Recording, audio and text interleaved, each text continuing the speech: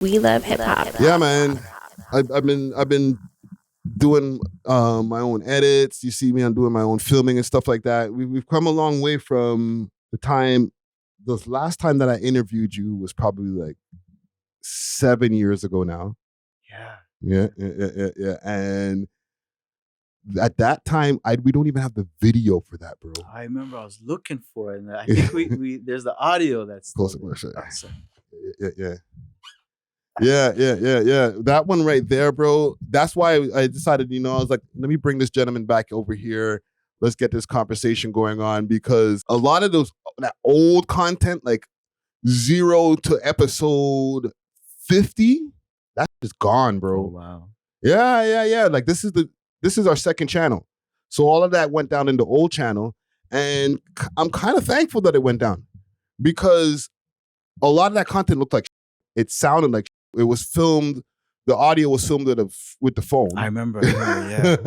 You know what I'm saying? There was no microphones and 4K cameras and all that we got now. I respected that you still had to make it happen no matter what. Yeah. That was cool. So I said, you know what? Let me call this gentleman up and get this a part 2, but technically a part 1 of our conversation here for the people who might have missed the audios back in the days. You know what I'm saying? So let me give you a proper introduction here. This gentleman has been out here in this music scene doing his thing. He's been a promoter and of some of these shows that a lot of your favorite rappers have passed through. He's been a trailblazer when it comes to our local scene of the styles of shows. The first of the person to bring you a stripping and hip hop show in one setting. You know what I'm saying? That was fun. You know what I mean? You're the first, right? So a trailblazer in our game over here, and I felt that this is a definite thing that I have to do for our people, to give you all a history lesson. So with no further ado, I would like to welcome back Fred E. Fame, man. Thank you. I'm so happy to be here again. No, thank you for coming through. I see all the updates and all the upgrades and changes. So I commend you for that. That's amazing. No, working, man. We working. And I wanted to get like a quick history because of the last deleted video. And then we can get into some of the things that are going on now. And then, just your thoughts on live shows and stuff like that, because I feel like we have a lack of live shows. Before we even get into anything, right now, what was like the last live event that you put on? I just did one last weekend at Aqua Supper Club. It's over by the CNE, and the club is amazing. It's such an upgrade to what we're doing and what I've been doing with the artists, because now they get the full feel of what it is to be on stage, with the lights and the nice full sound, and the way the club's set up, it's meant for the fans to be able to, enjoy a live show. So, and is this only local acts, or it was like somebody from the States there? Like, break it down. So the last event was a dancehall and reggae event. So I was working with another promoter. He goes by the name of Progress. Okay, salute. Legend in the reggae scene, and he got a grant along with his partner Blackheart. So they decided to put on an event for dancehall and reggae, and they had some cash prizes. They had some judges too that were like high end, like heavyweights in the industry in the reggae scene. Okay. So it was a really good positive experience for all the artists involved. But I think even for everybody involved, because, the judges, they're used to seeing certain things, but I showed them something a little different. You know what I mean? Yeah. And I went into my Rolodex, using some old words, but still relevant. It's just like I just called a whole bunch of people that I knew that could benefit from even just being seen from these heavyweights. Yeah. But yeah, we had 2 winners, and it was a really positive experience. But yeah, the next one I'm doing is for Afro beats. Like I'm getting into every genre. Yeah, because you're known to me as like the hip hop show guy. So even like exploring these other things like the Afrobeats and stuff like that, have you seen it even being a little bit more lucrative than hip hop these days? Well, The way I'm looking at it is like this, okay? I went to Montreal maybe a month ago, Mm-hmm. and I went to an Afro beat event. I had some artists that I booked from Toronto into this event. Yeah. And it was, I'd say, about 10 different countries, artists. So you had one guy from Congo, one guy from Rwanda, one guy from Nigeria. And I was like, wow, that alone is amazing. Mm-hmm, mm-hmm. You know, it wasn't just like one guy from Saga, one guy from Toronto. Yeah. One guy and from they were like Scarborough. directly was from like, those places. they were from there, you know, Yeah. because they migrated to Montreal. And a lot of these African countries, they speak French. Mm-hmm. So it's perfect. It's a perfect fit for them. Yeah. So now they all congregate there. When I got to see that, I was like, psh, light bulbs. Mm. So I've been doing a lot of mixed genres. I started off with hip hop, but actually I started off with rock and roll. Before the hip hop, I was doing rock and roll shows. Yeah. And it's only because I wanted to practice before I got into hip hop. Mm-hmm, mm-hmm. So I was doing these live. I had everything, and it was mixed genre too within the band scene. It was rock and roll, it was rockabilly, it was heavy metal, it was black, death, dark, white, every color metal. Right. You know what I mean? And I even had some country. I had some indie style. Like it was everything. And I'd put all those types of bands in one room at the El Macombo Uh-huh. specifically, or Silver Dollar back in the day. And I'll tell you, it was easier to do those shows because the clubs wanted to see more live band or rock type events. When I Yeah. said anything hip hop, they didn't want no, or they tell you stuff like, oh yeah, we'll give you a Tuesday. If you do well with Tuesday, we'll move you up to Wednesday. I'm like, no, thank you, you know, because I knew what the worth and what my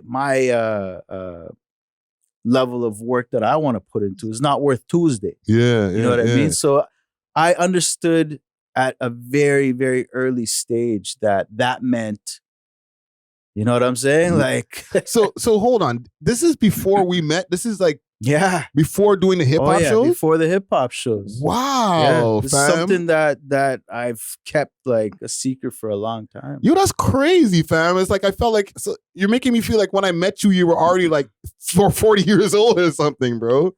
I'll be honest, like I went through a lot with events, Mhm. right? I was into a whole bunch of different kinds. You know, Yeah. I think when I was 17, I was doing my high school events. You know, when you have the assemblies, Yeah, they gave me yeah, Black yeah. History Month. Wow. And I'll tell you, a lot of the African community, African Canadian community had a problem with that because like, yo, you're not even Black. What's up? Yeah. I'm like, yo, I'm just committed, you know? So you say whatever, like I'll do it for you guys if we need to. Yeah. Someone else is gonna step up, cool, they can assist me, but I'm doing this. Yeah. I've always taken that kind of stance with everything, you know? You've always been like an event planner. Always. Yeah, always. yeah. So okay, let's do a quick history lesson because from what I remember, you're originally from Honduras or you're I'm from Ecuador. or from Ecuador. Yeah. So are you from Ecuador or are your parents from Ecuador My and you're born? parents are from Ecuador, but I have the Ecuadorian blood. Okay. I'm first generation here born. Mhm. I'm the oldest in my family. you know? Yeah. And like I know from like just the geography of Toronto, a lot of like the Latin community lives like in the West End. Mhm. You know what I'm saying? Yeah. Weston Road, the Christie Pitts area and all that Christie area. Pitts, yeah, a little history on Christie Pitts. Mhm. A lot of Spanish people used to chill out in Christie Pitts. Why is that? Before it was Koreatown, Yeah. it was all Spanish down there. So even before we get into you coming up over here in Toronto, why is it that like so much of the Latin community like migrated to like those areas of Toronto? I think a lot of people from South America came down at the same time. Mm-hmm. And it was just, everyone was just everywhere, right? But Christie Pitts was where they had their soccer games, Yeah. their volleyball games, you know, that's where they drank. Mhm. That was the meeting spot, Christie Pitts, especially if you're Spanish back in those days. Yeah. That was the meeting grounds for it. So yeah, that was my area. Yeah. You know? So as a young buck, you know, you're in the house and, you know, you're probably you're listening to Latin music. I don't know. Yeah. Right? But you're a rap promoter. what came first? Because now you're fucking my head up, bro. Because you're telling me about the rock and roll and all that stuff. You were a part of a band. I was. Right. So you got into rock first and then rap. Yeah. So funny story. Before the rock shows, I used to do events at clubs. Get a DJ. They'd spin, just bring people to party. Right. And actually, funny story. You know this guy, Sonny. Yeah. Sonny, 24K. Salute to Sonny. 22K. Yeah. 22K. And one day at these events, he's like, yo, can we put my homegirl on? She's really good. She's got a voice. And I'm like, I don't care. Go ahead. But you got to figure it out. So he put her on. And the whole town was like, what's going on? You know, like, why is she singing? Oh, the mics didn't work. And we tried it. Right. She did it and it happened. So I could really say that was the first show ever. But. And what year was this? 90s. We're talking 90s. I can't even remember when though. I can't even remember when. Like really, really, really early 90s. Yeah. So I just remember from there, you know, just doing a whole bunch of events in different clubs. And it had nothing to do with shows. It was just like putting on parties and whatnot. Yeah. And it just, you know, I was like, hey, what else is there? You know what I mean? So that's where I got into the whole artist development. But the way it worked was I had a rehearsal space where I had a lot of bands coming through. It's just an idea I had, you know? That's what I do. I come up with ideas. I brainstorm just for different projects. But yeah, this one was like a make it out the hood type of thing. Let's think of stuff that's gonna just do something. Yeah. And it was to build a rehearsal space. So I had all these bands coming. And the reason I even wanted to be around bands or anything like that is because I had a girlfriend who was like a rocker type chick. So I was trying to impress her too. You know, whenever I'm with girls, I try to impress them. Whatever. But I was like, I could do that. I could do that. What? Rock show? I'll do a rock show. And then the more I did, the more she wasn't impressed. So the more I wanted to do it is, you know, like, anyway, I did so many rock shows and avoided doing hip hop shows because with rock shows, you book 5 bands. It's 5 members to each band. That's already 20 people, 20 something people promoting. Right? You didn't even have to make a flyer, but I did, and it was on a little flimsy piece of paper, you know, and they were all packed. Combo loved me. Remember the owner there? He had a yellow Hummer? Remember the yellow Hummer back in the day? Abyss. That's what his name. He loved me. You know, I was doing rock shows. I was doing rock shows in every venue, and at the same time, I had a bunch of bands cancel on me for this one specific date. And before that, Mike Stone would call me every month. Yo, are you going to do a hip hop show? You're going to do a hip hop show? And I was just always like, nah, not yet. But try me in a month. And he always did. Yeah. So after like maybe 7 months of calls from Mike Stone, I had these people cancel. I called KDB. Crumpled dollar bills. Yes, holy shit. And I asked him, I said, yo, you up for perform? He's like, yeah. I said, do you have any other artists that are up for performing? He's like, I'm make some calls right now. He gave me one number. I got another number from him, another number from, and it just started a chain reaction. Eventually I had my like roster filled for that first 5th ever. And I had about maybe 7 artists. It wasn't even like what it is today. I try to put on 50 artists now. Yeah. But back then, people would go out and hand flyers and call their people, come out and watch me. You know? Yeah. Now it's like you post online and then it's like, do people care? They don't even care. It got 1,000 views. Right? Yeah. No one came though, but it got 1,000 views. This is for the youngins out. This is pre-social media. This is early 2000s, right? Can you give us like, for the youngins out there again, a vision of what the Toronto rap scene was back then? So back then, there was no social media. There was no iPhone. So if you wanted anybody to know anything about what you're doing, you had to go on the streets and actually meet people. Yeah. right? So you used to have to go to Young Street or wherever it was busy after clubs, stand out in front with flyers. Mm-hmm. And there was some professional flyer hander out. Like, I learned from them because I was shy. You know, I'd go do it. I'd be at the busiest club and I'd be there with my little flyers and I'd see these guys with boxes, you know, and I'd be like, hey, strip hop or whatever it was. Yeah, yeah.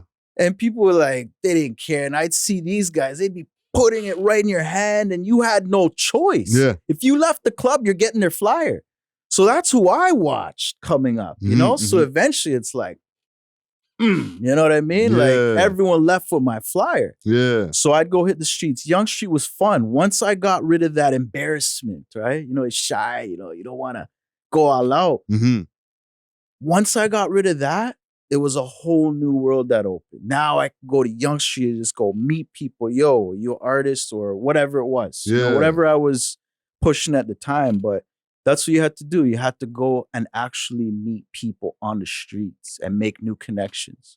But like getting those rap shows, those early rap shows, like for example, I don't even remember how you met us, like how we met, you know what I'm saying? To get Empire on the show and Hustle Man and all of these crews. Like we had a lot of crews back then, you know what I'm saying? Project Bounce was a big part of the scene back then too, right? Yeah. How were you finding all of us to like say, you know, you guys want to perform? Discover Cans, where quality meets innovation. With over 24 premium strains, each carefully sealed in our signature cans for maximum freshness. We're redefining the cannabis experience. Trusted Canada-wide for consistency and reliability. We deliver the product you deserve. Elevate your expectations and explore the difference with Cans. You can find Cans on Instagram at @Cans_Canada, or you can find them on the Diamond Club page, Diamond_Club_Ontario. Make sure to use the code WeLoveHipHop on the way out and get yourself a little discount. Salute to the sponsors. Cheers. Okay, so I came fresh out of, I say like a dark part of my life. You know what I mean? I needed a change. So when I hit the streets, you know, looking for artists, I found them. And I found hundreds. And it was MySpace days that actually changed. MySpace changed the whole dynamic of the city, I'll tell you right now. Because once I found how I could locate artists through MySpace, it was a daily operation of just messaging. Hey, you want to perform? Hey, you want to perform? Hey. And MySpace back then, everyone was in alphabetical order. So I had endless lists of artists upon artists. It's like I was doing every Mondays at Spice Bistro. Yes. Early in my days. And it was always artists. And I was always new artists. And people would ask me, how do you find all these artists? I'm like, because I work. That's what I do. It's not putting on an event. It's finding the right people to work with for the event. Yeah. You know, like if I was to put on the same artists every week, I would have been done long time ago, you know? But the whole fun for me was like finding them, checking out their music, putting them on a flyer, you know, and then letting other people hear them, you know? Yeah. But I'll tell you why MySpace changed the game is because when I had all these people in the same room, people from Scarborough, Saga, Toronto, Uptown North, like, they didn't know they existed, you know? But when they heard them on stage, it was like instant love because it was like, yo, I'm feeling that. Like, I see the passion you're putting into it because I have the same passion, you know? I saw that kind of connection. I was like, okay, we're doing something. But yeah, MySpace changed the game. MySpace. Yeah. And, you know, you just mentioned like having all of these different hoods in the same room, right? And you had a lot of different artists, like I just mentioned, all these different crews and stuff like that. And it was grimy crews. These days, we have something called Pollies. There's always been Pollies in the city. Maybe they didn't call it that. How did it present itself? Did you ever have issues with that then, like getting everybody together? No one knew each other. Like when Scarborough met Saga for the first time at one of the events, or a representative from Scarborough and a representative from Saga came together at one of these events, it was all love. It was like all just networking. It was like I was also there to make sure everybody met. That was one of my key roles. Make sure everyone knows each other, so that way it's just pure positivity. If not, we go back to what Toronto used to be, right? Man's holding up a wall, just like, yo, why is this guy looking at me? Yeah. And I remember that stuff too, because I remember going to the Oakwood and Vaughan basement parties. Like I'm from the streets, you know what I'm saying? Like, yeah, I do all this and that, and I try to speak proper, but I actually came from hoods. You know what I'm saying? And that's why I know everybody too, is because I grew up with everybody. Yeah. I went to Vaughan Road. Like that was in the hood. Yeah. You know? West Toronto, like Central Commerce, like this is all West End, but that's all I needed. From those schools, like I met everybody, you know? But you never had to, like, I'm sure right now when you put on a show, sometimes you have to be mindful of, I can't put this artist and this artist on the same bill because of Pollies. You never had to think about that back then? I never thought about it, you know, and I didn't want anything to stop me as well. So I didn't make excuses for myself, you know? It's like I never had a fight at these shows. No, I don't remember one. Even like those times, like from dealing with so many artists, like you started getting into management and stuff too, right? Like a lot of management. Yeah. That went hand in hand with artist development too. Yeah, like, because, okay, before we even delve into like the other parts of being a promoter and like the different things that it takes you to, the Fifth, the name The Fifth, how did you come up with the name The Fifth? So I had the event planned before I had the name.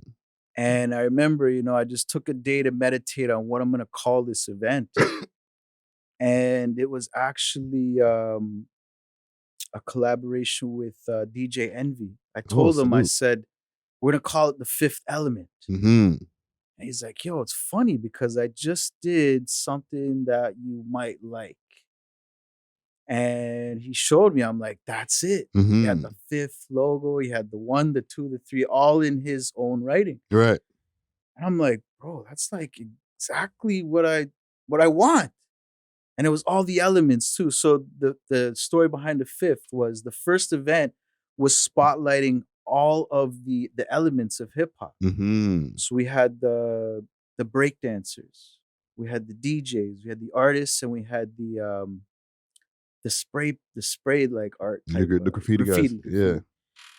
And that was the first event, you know? So it was like I had everybody in one room, and that's what the Fifth was, the love to bring everybody together. Yeah, yeah. No, that's dope. That's dope.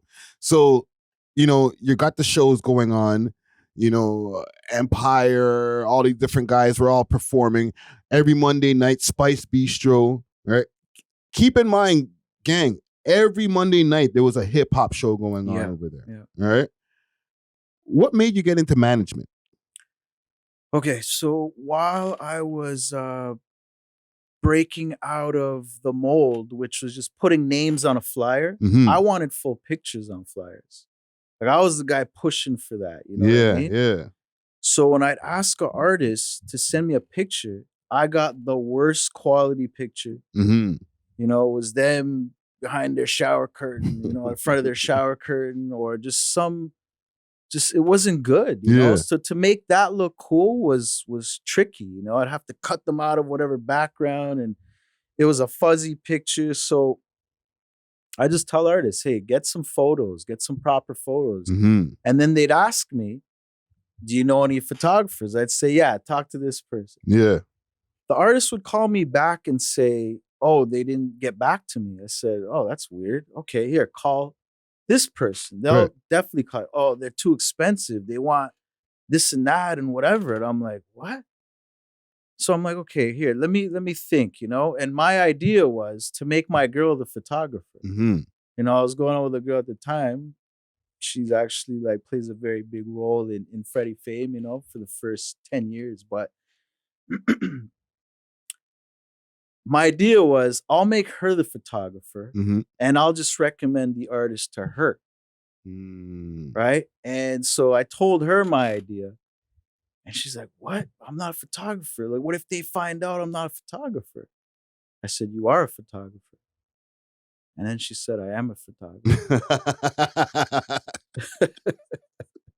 You're sick with it, bro. So we had our first clients and everything went smooth, and she learned how to do the graphics, so to clean up the pictures Mhm. and do all that stuff. And I'd be there right beside her watching this whole process, putting my little input in or whatever. And this went on for years. Eventually,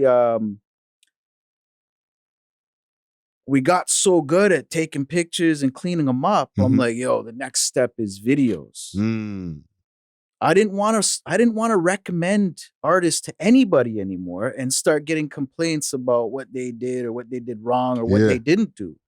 So I'm like, you know what? No one's gonna do a better job than me. Mhm. So yeah, she's gonna do it. You know what I mean? So it wasn't me. I can't say I'm the best, but I could say she's the best. Yeah.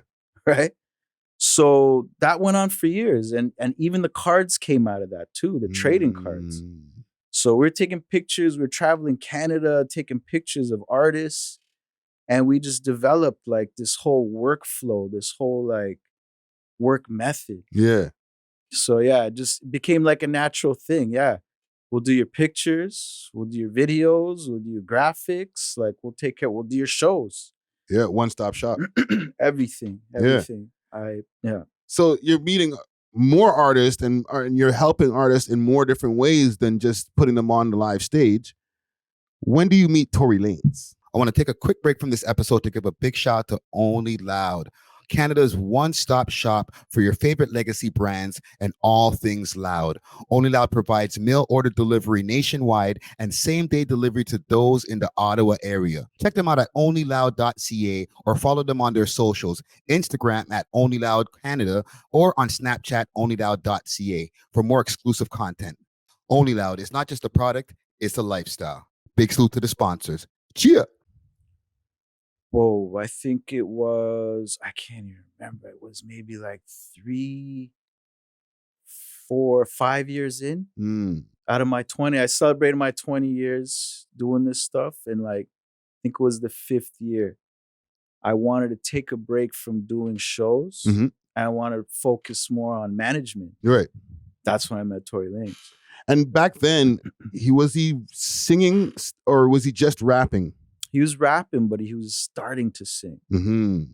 And his voice was changing. So it was very challenging for him, but he pushed through it, and I kept hearing him practice. That was a big thing about Lanez. He always practiced. Yeah. But the first time I heard him, I knew he was going to be a star. Yeah. That's one thing I do give him. And there have been others that I've seen the same qualities, not similar to him. I'm saying like just star qualities throughout the years. But Lanez, he was just a different animal. You know what I'm saying? And I always refer to him whenever I talk to someone new, just to at least get that Toronto spirit in them. You know what I mean? Like, look, it's possible. Next guy from Toronto just did it. I knew him. You could do it too. Type of thing. Yeah. And you guys started working together. You're bringing them around. You have the one-stop shop for everything, photos, everything, right? Now, we tried to do this story last time, but it's gone. There was this trip to Atlanta. Mm-hmm. I think I've put the pieces together now over the years from my hip hop history. This is around the time that he met Sean Kingston, or right before that, when you and him went to Atlanta. Can you break down that story? Yeah, we were in Miami. Mm-hmm. We're in what's that famous strip? Sunset Strip. One of them strips. And he checked his MySpace and he got a message from Sean Kingston while we were out there flooding the city with mixtapes. Right. He got a message from Sean Kingston and it was like, hey, we like your stuff. And he was so happy. We were all happy, you know? We're all happy. But I'm like, okay, is it real? Check it out, verify, like make sure we're happy. Right. Make sure it's okay to be happy, Mm-hmm. And it was all verified and it was real. So yeah, that was the first contact that I remember with Sean Kingston and Lanez. Right. There was a falling out between you and Lanez. What happened there? Okay, so before any of this happened, like before going to Atlanta or Miami, like we went to a bunch of different spots. Mm-hmm. I'd given him 2 options. I said we could do the 3 year, the 1 year. He's like, well, what's the 3 year? And this is a true story. Right. You know, I said 3 year is we'll take Toronto. You know, we'll flood the city. We'll take it. We'll do radios. We'll do other cities around Ottawa, Montreal. You know, we'll really just concentrate our efforts. In 3 years, we'll hit the States. You know, and we'll take everything we learned from flooding cities and just take it down there. Right. It's okay. Well, what's the 1 year plan? I said, we're going straight to the States. He's like, okay, I want to do that. When do we leave? I Yeah. said, like next week, you know? So it was like, okay, how are we gonna make this work? You know? I had to pay World Star to post some videos, you know, some little PR stunts, you know what I mean? Yeah. So that way when we got there, people already kind of like knew him, you know? I just didn't know to what extent those ads were gonna like do. Because I'll tell you, the first night we got to Miami, we go into one of them CVS or something. I think they're called CVS. Get toothbrushes, toothpaste, everything. Yeah. So we were like the last people in this big ass place. And the one guy who was working, he was sweeping and he saw us come in. He was so bothered. He's like, drops his broom and he comes around the counter and he's like checking us out. You could tell he's so annoyed. Like he's so annoyed. And so when it's time to pay, he's like, okay, so it's going to be $50 or whatever he said. And he looks at Lanez. He's like, I see his face change. He's like, are you Tory Lanez? The first night we're there, and this was not like a popular spot we're in. We're in like, I don't even remember. It was like some up north type of Florida place. But I'm like, he is. That's him, right? He's like, yo, I can't believe this. He wanted an autograph. He wanted a picture. He wanted all that stuff. I was like, whoa, okay, we're on the right path. Yeah. You know? And the only reason I'm saying this stuff is because all this stuff led to the follow. You know what I mean? It's like I was putting my heart, my soul into like making sure that we got the most out of this experience. Right. And after like a year, that's when the follow happened. Right. And it was over some basic stuff. During the time you guys are only in the United States, you haven't come back here, or you're going back and forth? It was like a back and forth type of thing. We were just planning to go to LA. Because the whole thing was he was 17. Wow. So he couldn't sign any documents. He couldn't do anything. So while we were out there, we having meetings with people. They're like, okay, we want him, but we can't sign anything with him. And if we sign anything with his dad, he could do whatever he wants when he's 18 anyway. Right. You know? So I was like, okay, well, I was trying to figure out ways how to make everything work. But I was out there for a month. Like I was out there for a month. So people were already looking to sign him from back then. Yeah. Wow. Okay. Before the fallout, all right? Because we're going to unpack the fallout first. But before that, you mentioned like being with him and with this publicity stunts and stuff like that. World Star, different things like that. What about that video of him saying that he's Drake's? There's two videos. I'm Drake's cousin, right? And then there's the $10,000 if Drake does for Drake to listen to my music. Yeah. Set the record straight. I'm not Drake's little brother. I never have been. Now Drake, I get compared to you on a daily basis, and it's an honor. I like your music, but I got 10 G's here that says you will love mine. Were you anywhere wrapped up in that all that too in them times? The Drake's little cousin was a mystery. Okay. I think they just made that up because he sounded like them. No, but he jumped. No. He went on from his room and it says like he posted it. He put the title of the video, Drake's little cousin raps in his room. You know what I'm saying? I think World Star did, to be honest. But it's a mystery. You know what I'm saying? Yeah, the other one, I was involved with. And that $10,000. That one was fun. That one was fun. And I knew it. I'll be honest, like it took me a lot of weed to come up with that one, you know, but I needed people would talk about him like from the jump. Yeah, We had 1 year to do this, and it wasn't like a written agreement. Yeah, I'm gonna make it happen. It was a personal thing for me. I had to make this happen within a year. Yeah. You know what I'm saying?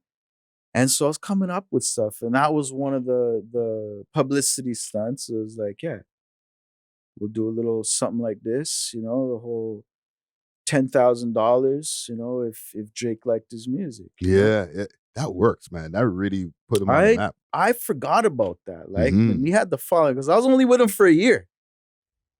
And I forgot all about that stuff. It was like maybe 10 years after. 10 years after, that's a long time. That Mike Stone told me, yo, TMZ played that. I was like, what? Like, what? That thing with I was like, what? Like, I had no idea. But yeah, the media really, really ran with that. Yeah. They liked it. It was entertaining, a young guy betting the mogul. It worked. Yeah, it worked. It's everything that the States was talking about too. Yeah. Everywhere we went, they wanted to know like about that stuff. Are you Drake's cousin? Are you, did you listen to your music? Yeah. That's what I'm saying. Like the moves that you were making, that probably helped full circle when you get to the store and they're like, this kid, they already know his face. You know what I'm saying? Because you guys are making good moves. Yeah. So with all these good moves that y'all are making, why the split? Well, we're out in Atlanta, Miami for like a month. Mm-hmm. Right. And we were hanging out together. Like we became like best friends, We were learning different things. We were meeting different people. We're in a whole different country, trying to take on cities. You know what I'm saying? Like we better be tight. You know what I'm saying? I also had an assistant, shout out to Roxy. I spoke to her today out of the blue. Salute. But yeah, she was with us too. And she could attest to everything I say. You know what I'm saying? And we'd go and we'd spend 2 days making CDs, talking. You know what I'm saying? Like wishing, freaking telling me about how he grew up. And like it was a real big brother type of moment, where I felt like, yo, I had to take care of him. One, I told his dad I would, I told the family I would. I was an adult with a youth, you know what I'm saying? So, but also it was like, yo, man, it's my job as a big brother to show you the ways to like really like extend my hand to you. You know what I'm saying? So at the end, that's what it was. It was just me feeling ways like, yo, after all I did, this is gonna come between us. You know what I'm saying? And at the end, I decided he's gonna meet a lot of fake people in his time. You know what I'm saying? Like he's gonna meet so many people that will be like, yeah, or yes, or whatever, however you can say yes. I wanted to be the real one, be like, yo, the real ones will leave when you don't treat them right. You see what I'm saying? So it was my last brotherly thing I could do, is just to show him, yo, some people won't chill. You know what I'm saying? So that was it. So it wasn't anything big. It wasn't like, I heard stories, oh, Freddie, or he scammed me or this or that. I was like, no. We parted ways. It was a mutual thing. You know what I mean? And I didn't stand in his way. He did what he had to do, and he did it. Yeah, right. He did it. Like there was no argument or anything, or there was no argument. It was just more like, yeah, okay, later. And to clear up the whole thing about leaving him stranded in Atlanta, can we clear up that story, please? Yeah, that is not a true story. I don't even know that story. Yeah, I don't even know that story, but. Yeah, there was no stranded in Atlanta. Yeah, no, fam. Like this, bro. He was with me the whole time. Yeah. Yeah. And especially like you're mentioning, like he was only 17 at the time. Like that's wild to like just be like, yeah, whatever, fuck you, I'll just leave you over here. No, definitely not that. No. Yeah. We were already back. We were back, Yeah. So the reason for the split. So we got back. He was hanging with Waka Flocka. He was in Miami. He was in Atlanta. Like, he was making moves. Yeah. The kids in his high school were like, what the heck? Like, wow. You know what I'm saying? Like, Yeah. everyone was tripping. A lot of the people that even knew me, they were tripping. They're like, how is this all happening? You know what I mean? And so when we got back, he was like a little star already, you know, to his peers, you know, the city. And so his friends just took him. Party time, you know what I'm saying? So yeah, I was getting calls from his friends saying they want this and they want that. I was like, oh, whatever. You know what I mean? Yeah. Later. It was just, to me, it was just like, I had fun. The experience to me will always last in whatever I do now, you know, because we were in situations where I really had to make it work, you know? And there's so many stories I could tell about Lanez where God was on his side. He is truly blessed. Yeah. And it pretty much, it was shining on me when I was doing work for Lanez. You know what I'm saying? That's the reality. That's the truth.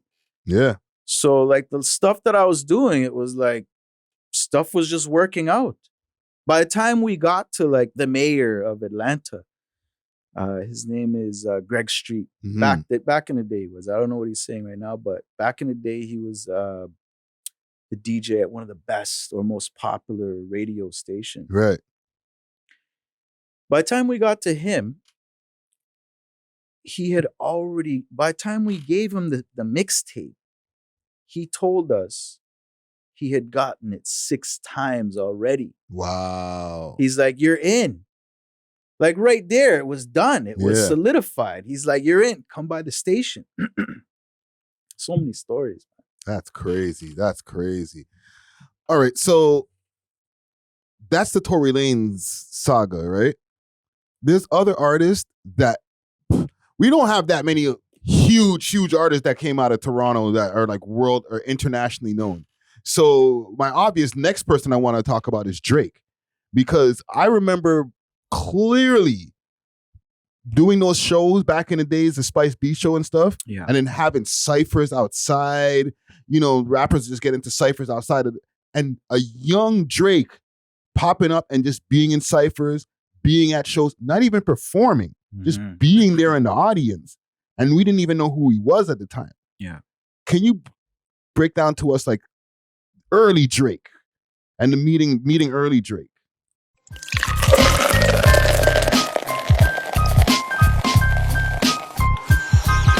Oh yeah.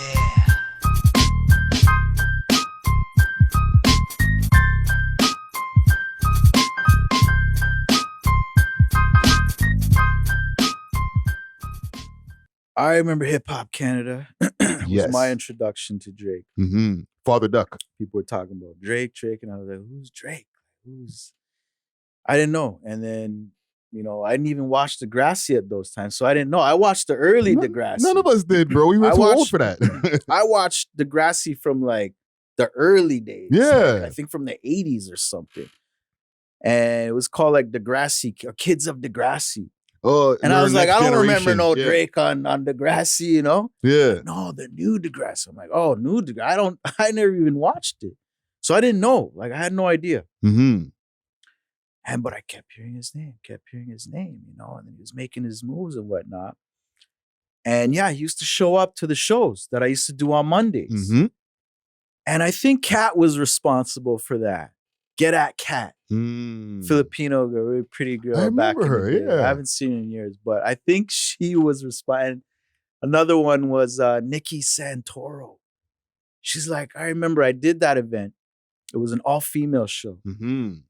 And when these two girls walked out of their car, cameras were on them like they were like some big-time celebrities. It was so cool to watch at that level. You know, we're just at Spice Bistro. You know, but it felt like I was in some kind of like next level, next world of like entertainment, you know, red carpet event. Yeah, it was really cool. Yeah. But I think he was there for them. And then he just, you know, intermingled. But I didn't even know that. I didn't even know that until years later. One of my partners at the time, big up Raz, he's like, yo, Freddie, Drake used to come by your events. I'm like, no, he didn't. What are you talking about? He's like, dude, I have pictures of Drake at your events. I'm like, show me, because I don't believe you. Yeah. And he did. He showed me. He showed me Drake at the events. I'm like, oh my God, whoa, that's freaking crazy. Yeah. You know? And another thing with Drake too is A.W.O.L, big up A.W.O.L, Yeah, salute. promoter in Toronto. He wanted to do an event with Drake when back in the day. I'm like, yeah, sure. Cool. He's like, yo, I need you involved. I said, okay, yeah, sure. You know, book my band. I had a band at the time. It was called Fast Life. And he's like, done. So I got to open up for Drake back in the day. Yeah. With my band. I remember it was my band and then Drake. So technically, yeah, I opened up for Drake. Yeah. And for the people, and I'll put it on the screen. For the people who don't know who A.W.O.L is, he's the Indian guy who's in he's in one of Drake's music videos, the one with all the girls from the wedding with the 70 girls or the 20 girls. That he's sounds in like that music video. That sounds like A.W.O.L. Yes. He's in, I think he's in a couple of Drake's music videos. So he still stayed connected with him like 20 years later, bro. I'll tell you another story about A.W.O.L. I get a call. This is when I had a store. I had like a t-shirt store, and it was a really cool store. But I get a call from A.W.O.L. Yeah. He's like, yo, can you make a t-shirt? I'm like, sure, when? He's like, now. I'm like, bro, it's gonna take this and that. Like, I just burnt a spliff. Like, yo, give me a couple hours. He's like, hold on. And then some guy comes on, is like, yo, if you could do this, I will hook you up, man. Like, for real, we need this done. I'm like, okay. Like, I didn't want to make my boy look bad, so I just said, okay. Right. So A.W.O.L comes back and he's like, what did he say? I'm like, who was that? Like, who? He's like, yo, that was Drake, man. I'm like, what? I'm like, dude, I'll be right down there. You know, give me the address. I'll get whatever you need done. And I had a t-shirt shop, you know, but I had to go get a shirt and I had to go this, and it would have took forever. So instead, on my way to where they were, I hit up a t-shirt shop, just got it done, and just brought it. Even A.W.O.L was like, yo, how did you do that so fast? I'm like, bro, you said you need it done. You said Drake, like, what do you want? You know, we're here. So I actually got a chance to pitch Drake and his manager at the time with the cards. I had the cards. I'm like, yo, I put it in their hands. The fifth cards, yeah. I put it in their hands. And Oliver at the time was managing Drake. And he's like, you did this? He's like, and I was there and I was like ready. And it was during his video. The one where it's snowing and they're in the Starting from the bottom. Start from the bottom. Lil X was there. Freaking Del was there. Parkdale legend. Salute to Del. Shout out to Del. Everyone was there, you know? Yeah. And I was there pitching my wares to Drake and his manager. Like, I've had opportunities, you know? And if that would have happened, it would have changed the direction of the cards, you know? Yeah. And for sure. I wonder if he remembers you from going, he probably does, from going to your shows from even way back. Just like being outside, being in the ciphers, you know what I'm saying? Because this is not like now Drake. This is Drake starting from the bottom times. Yeah, this is. But like it wasn't that far removed from College Street and Bathurst and in front of the Spice Bistro. You feel me? Like it's crazy. Oh, definitely. No, there's so many stories, you know? Yeah. So many stories. Lane. I'm glad I have Tory Lanez stories and Drake stories. Yeah. You know what I'm saying? Yes. Like you're part of the history of our whole Toronto history, basically. Even with more history, the strip pops. So just for the people who don't know, or they can see it now because this happens more regularly, where you can see a rapper performing at a strip club. You know what I'm saying? Yeah, now it's normal. Yeah. It's like whatever. You know what I'm saying? Guys are getting paid to come through, do a walkthrough at the strip club. But at one point in time, there was never any rapper walking on the stripper stage with the strippers behind them performing. Nah. You started this over here in our city, at least in our city for sure. What gave you the idea? So back in my darker days, I used to hang out at strip clubs, Mm. you know, and I used to frequent them, and all the girls used to hang with them, you know, and that was my scene, Mm. you know, and I knew the managers, I knew the bouncers, like a whole bunch of places, but I just remember I was looking at the stage one time, and I'm like, yo, this would be the ultimate stage for an artist. Like, because the way the strip clubs are set up, the Yeah. stages are amazing with the poles and the lights. And I'm like, whoa. And then I'm like, with the girls dancing. And I remember BET Uncut used to be was the big thing back then. Come on after 2 or something. And I was like, yo, we have to make this happen. I had it in my head, but I knew it was going to take some ingenuity. Like, I knew they weren't just going to say yes. So I devised a plan. And the plan was to get my entertainment lawyer. Mm. And this is a funny story. So I call up my entertainment lawyer. I'm like, yo, what are you doing? Because I just came up with it. Right. He's like, oh, I'm just chilling at home. I'm like, bro, put on your best suit. I'm coming to get you right now. He's like, what are we doing? I said, don't worry. He's like, okay. Got there, picked him up. He's like, well, what's the plan? What's going on? What are you thinking? I'm like, here's the idea. We're going to do live hip hop at strip clubs. Mm-hmm. He's like, okay, which strip club? I'm like, well, that's why I got you, because you're going to go get it. And he's like, what? Tell me, like, what's your idea? I'm like, well, you're an entertainment lawyer and you're representing a highly important client who wants to do a unique event for the release party at your establishment. He's like, taking notes. We went to every strip club. We got rejected by every strip club. Yeah. Except one. And it was the last one on the list. I'm like, these guys are going to say for sure, but you have to get this. Like, you can't come back and say we didn't get it. Mm. So I prepped him. I told him exactly what to say. Like, I gave him my energy pretty much. He was in there for like an hour. He comes out. He's like, we got it. House of Lancaster. I was thinking Fillmore's at first. House of Lancaster. Lancaster. On Yeah. Bloor. So the whole time, like, they didn't even know it was gonna be a hip hop. Now they do all kinds of hip hop. Yeah. So back then, they didn't want to touch anything with the word hip hop. So when they asked him, what genre was it? He had to be very specific and say mixed genre. You know what I'm saying? And they didn't touch it from there. Anyway, fast forward to the event. I had a stage manager, I had the DJ, I had everything lined up. I got there late on purpose.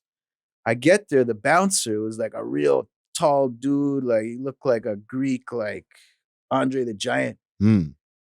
And he's like, you can't come in, it's full. I'm like, yes. I was happy because the thing worked. It was, and I said, when's the last time it ever got filled up? Like, he's like, I haven't seen it filled like this since the 70s. Whatever he said that was funny. I'm like, yes. He's like, wait a minute, you're happy that you can't come in? Someone else is like, yo, it's his event. He's like, oh, you're Freddie? Yo, homeboy wants to see you. I almost said his name, but homeboy wants to see you. Yeah. I'm like, let's go. Walk in, it's exactly what I envisioned. Girls on stage with the artist, people like just, tripping out because it's like, it's actually real now, it was like a dream come true for me. And the dude at the strip club didn't like it.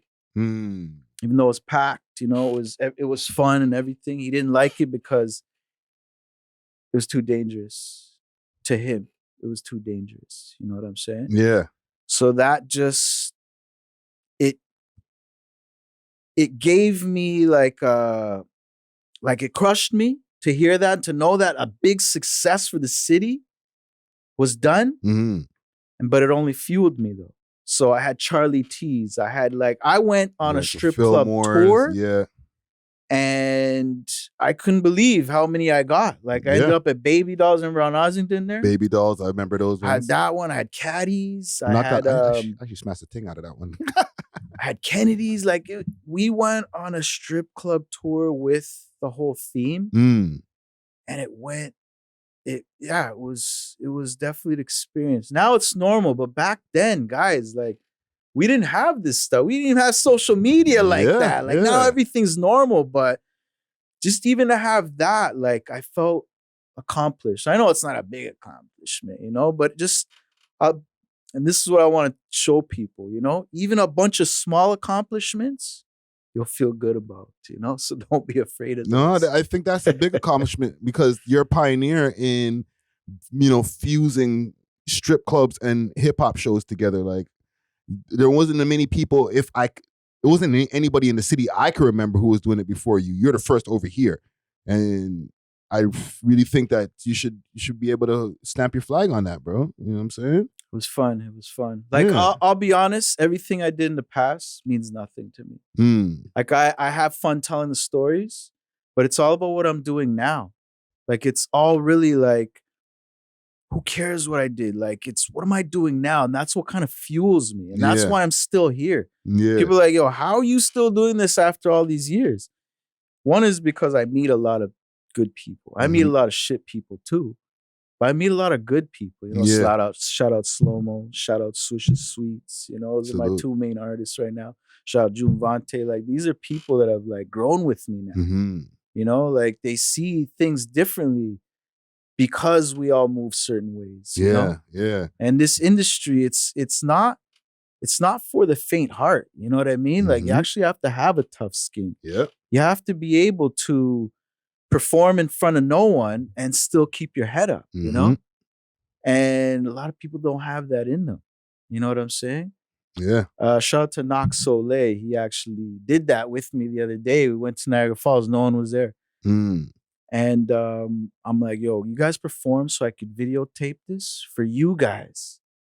You're going to love to see this one day, Like, where you guys going to up? Because I believe in these guys. Like, these guys are serious, But it's like, I want to show them. You got to go through the upsets because when you make it, you're going to appreciate that so much more. I always tell artists too, it's like, yo, people just want to make it now. What's the money I paid just to make it, right? Yeah. You can make it in one day, but you will fall so fast, even faster than a day, because people around you up top, they actually worked hard to get there. There's certain things that they had to learn in order to hang at the top. Yeah. If you just show up there, you don't know nothing, you're not going to feel comfortable up there. You're going to want to go back down and learn everything from scratch, Yeah. Yeah. Because or else you're just going to get taken by the people that already been through it, right? Yeah, you won't have the tools to keep you up there. Straight up. Yeah. And even with in continuing with some of the management, I did a interview with Heartless G the other day. All right. You were with him when he put out like a bunch of mixtapes, man. Tell me about that time, bro. It must have been hectic. Heartless G was like a real one, Like I didn't know anything about Heartless G except the way I met him. Yeah. He's very respectable, like cash up front, always the best kind of people. But I didn't know anything about what he was doing, like on the side or whatever. Yeah. And when someone told me he was on the news, he was wanted, I'm like, I just took his picture the other day. And all the stuff that we did, like before he went in, served to his benefit because now I can work on stuff. So he'd call me collect and be like, yo, can you make a flyer? Yup, no problem, Yeah. I want to release this because he already had stuff recorded. So I was making covers for him and yeah, like shout out to Heartless G, straight up. A real G, like he's still in there. Yeah. But he still has his heart in it. Yeah. I have nothing but respect for that, No, he's still putting out great music Yeah. too. Yeah. No, it's just crazy, man. Like when all of the stuff started popping up in the courtrooms and stuff like that, did your heart jump, bro? I didn't. I purposely. Or were you completely removed? Like you didn't even know? I purposely removed myself from anything that doesn't involve like some progression or some positivity or, like money. You know what I'm saying? Like I don't know what's going on in the city with the Pollies and I didn't even really know that word until like maybe 3 months ago, to be honest. I'm not involved. Like, and I don't hang with a lot of people too. Mhm. I don't. I have my selected few that come see me burn a spliff or whatever, but it's like I am so removed from Toronto scene, and that's why I have my own stuff going on. Yeah, When you yeah. come with me, I'm gonna expose you to a different world. Mhm. Yeah, you're used to certain things. When you come into my world, I'll expose you to something completely different. You know Yeah, what I mean? yeah. Because I have the experience. Just follow directions. You know what I mean? I'll actually steer you in the right way. Mhm. There's a lot of promoters out here right now that they don't have their full heart into it. So yeah, you might get scammed by them or they might do you wrong. Mhm. Me on the other hand, it's like I do stuff for free. I just want to see people progress. Yeah, certain things cost money. I can't always do everything for free, and I hope that people don't expect me to. You know Right. what I'm saying? But I do. I show the love. For years I have been doing a whole bunch of charity work. You know what I mean, and mentoring and advising and like all that good stuff. Mhm. Mhm. I always make a joke with people. Hey, you want to have a talk? No problem. Come down, see me. Just make sure that you have a spliff rolled. Yeah, yeah. Yeah, no, that's you sometimes, you got to tap in with the OGs, man, and get some game, bro. A last couple of questions that I have here for you, man, because as somebody who's been promoting shows for a while, seeing artists perform in our city, what do you think as far as the performances? Are the rappers performing better now or back in the days?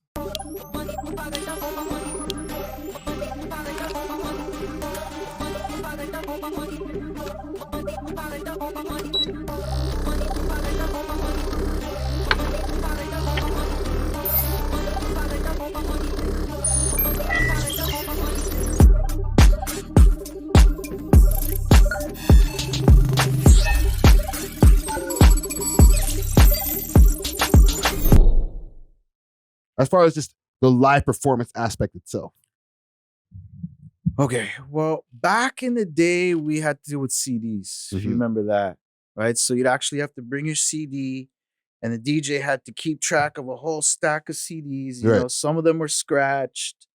Some of them would, they would skip when you're on there. So I think the tools that are available now make it so it's a little easier for the artist. Yeah. But the artists have to learn the etiquette of, Mm. being part of shows. One is the files, right?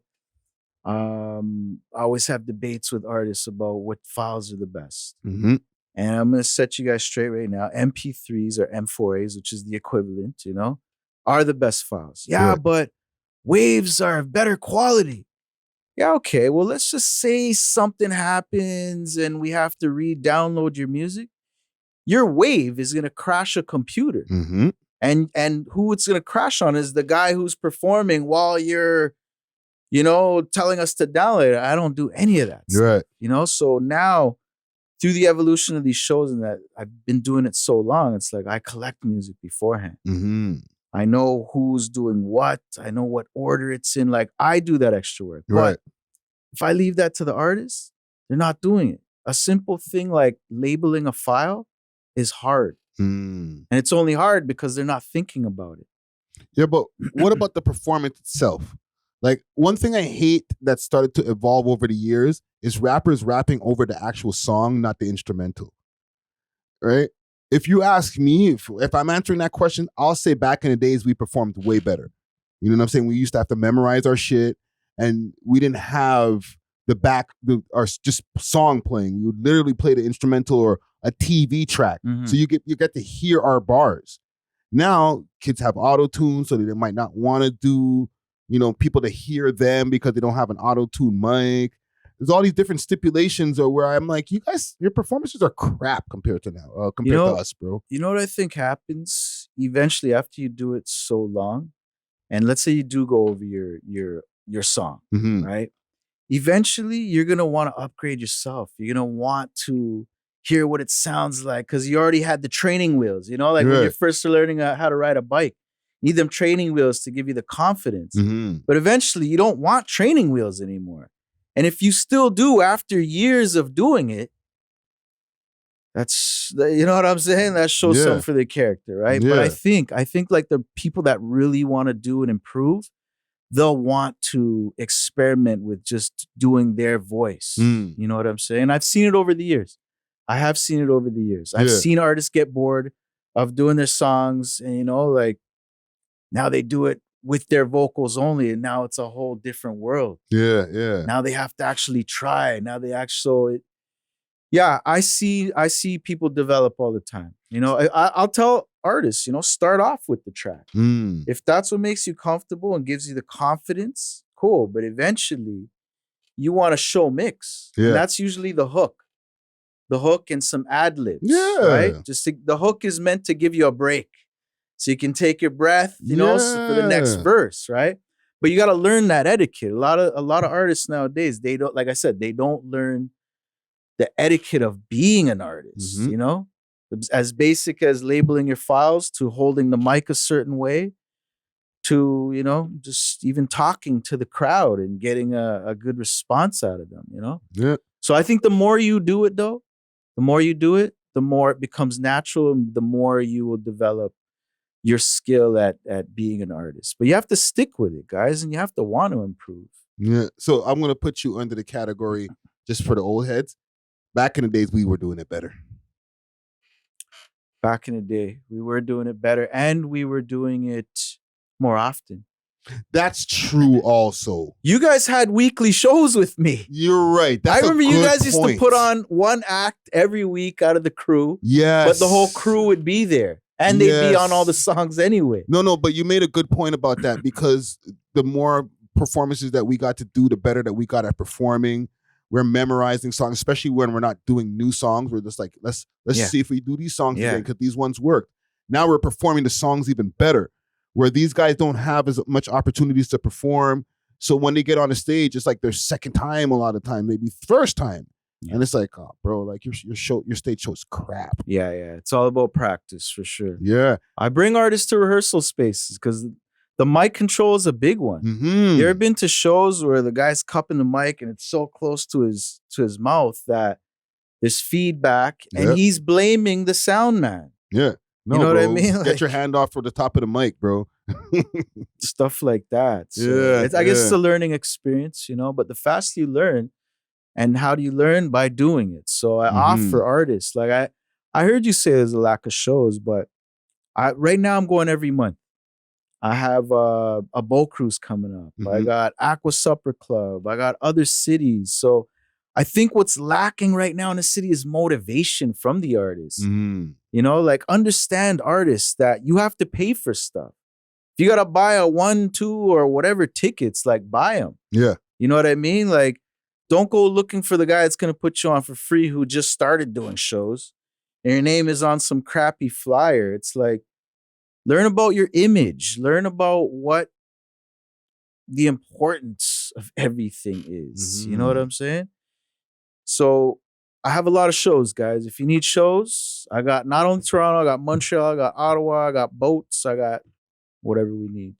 Okay. Full force too, like full force on shows. Yeah, no, I that's one of my questions. Like, what do you have coming up as far as like with the shows? But like you're saying that you got shows all over the country. All the time. Yeah. Like all over and all the time. Like even if you just want to go to Montreal and I'm not going, I'll make a call. We'll get the connect in Montreal and you can go there. If let's say you want to do a release party out there, I'll coordinate it. Just even to shock your friends. How's he doing a release party in Montreal? Yeah. Just little things like that. We have to do certain things. But yeah, with shows, nothing stopped. I've been doing this for 20 years. It's just what stops is me working with people, Yeah. So if you don't have the right mindset, I feel like I'm wasting my time. I have to actually be excited too. You have to give me something to be excited about. If I ask you 10 times, hey, you want to perform? And you say no, I ain't calling you anymore. Yeah. And therefore, why do I have to follow you? Why do we have to be connected anymore? If this was the goal we were trying to do, but you don't want to do it anymore, I'm out of here. Don't be offended, guys. This is what happens. It's business, man. It's business. My last question. when it comes, like, as far as, I guess, with the artist, maybe it's not a question, more advice. Can you give some advice to any artists who are looking to get into advancing their career through live shows? Like, what can they do? What should they do? Okay, first you got to realize the arts are for you. It's to feed your soul. Mm-hmm. So when you make a song, when you record a song or perform a song, that's for you and your soul. Okay? The reason you're at the event is to meet people. That's the real reason you're at the event. Okay? And what else do? You might be a landscaper. The guy you network with might actually be looking for a landscaper. You just made money, not for music, but because you're in the music world. Yeah. So start promoting everything else you do, not just your music, and you'll see a different income, you know, and it might not be that 1 million people like your song, but they might like your personality. They might want to hire you because they trust you, right? So take that into consideration, because if that's the case, met so many cool people. You should be making all kinds of money because the people that you meet are going to want to hook you up with different opportunities, you know? Yeah. So that's the real income that you get from doing these shows. It's not making $100 or $200 from a show. It's you pitching what you do other than music in hopes that you'll connect with another person that's looking for exactly what you're doing. Yeah. And that's going to be worth thousands of dollars. Yeah. I remember one story. This guy used to sell barn doors, right? He met one of the parents of the artist, and they're like, wait a minute, I need barn doors. Barn doors are like 5 G's, like depending on what kind of wood you want, you know? Yeah. Bang, yeah, it wasn't because of music, but it was because of music. It was the music brought them together, and the networking is what made everything connect. That's it. Yeah. No, that's sound advice right there, man. Yo, man, Freddie Fame in the building. He came through to drop some jewels on us right here, man. Some free game for y'all, you know what I'm saying? Next time if you holler at him, you got to pay, though, you know what I'm saying? You got to pay. Make sure to follow him up. Where do you want the people to find you? Fred E. Fame on everything. Okay. Make sure to look out for him on Instagram, Fred E. Fame. And yeah, man, if y'all want to get into the live show aspect, take your career to the next level, start getting your practice, your reps in on stage, holler at Freddie Fame over here, man. Big salute to all the sponsors that you're going to be seeing rolling across the bottom of the screen. Make sure to hit that like button on the way out. We are off of this. Deuces. Thanks for watching. If you enjoyed this video, please make sure to check out these other videos on the screen and make sure to like and subscribe. We love hip hop.